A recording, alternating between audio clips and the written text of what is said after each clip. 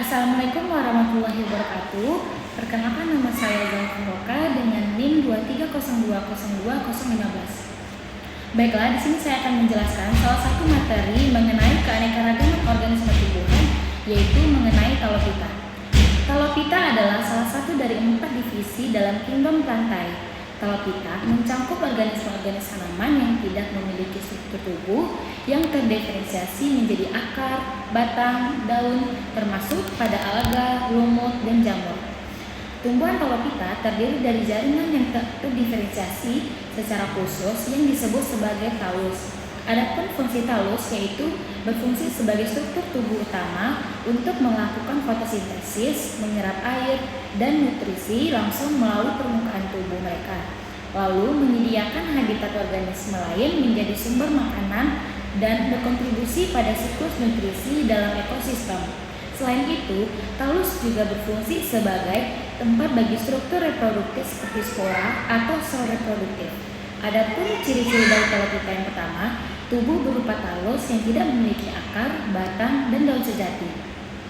Yang kedua, tidak memiliki jaringan pembuluh.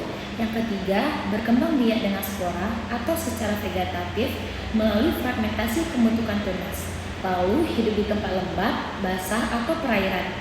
Dapat bersifat autotrof atau berfotosintesis atau heterotrof, yaitu penguraian bahan organik. Lalu berfungsi reproduksi bisa seksual maupun aseksual. Pada perkembangan dan pemahaman tentang Talopita dalam konteks taksonomi dan klasifikasi, pemisahan menjadi kelompok yang lebih spesifik. Organisme yang sebelumnya termasuk dalam Talopita seperti ganggang, lumut hati, dan lumut yang kini ditempatkan dalam kelompok yang lebih spesifik sesuai dengan perbedaannya dalam struktur dan siklus hidup mereka.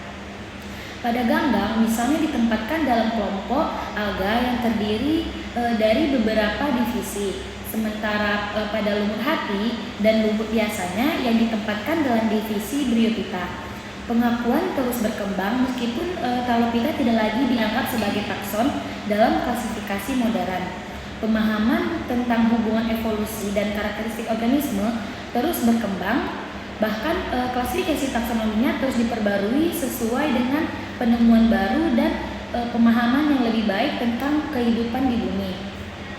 Sebelum itu, Talopita tidak lagi diakui taksonnya dalam klasifikasi modern, biasanya dibagi menjadi 2 divisi besar seperti divisi alga, mencakup juga berbagai jenis termasuk ganggang dan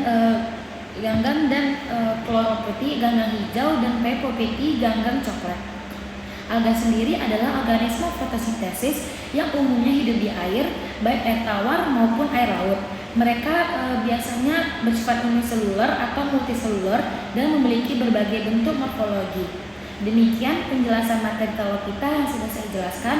Mohon maaf apabila ada kesalahan dari saat menjelaskan. Saya akhiri. Assalamualaikum warahmatullahi wabarakatuh.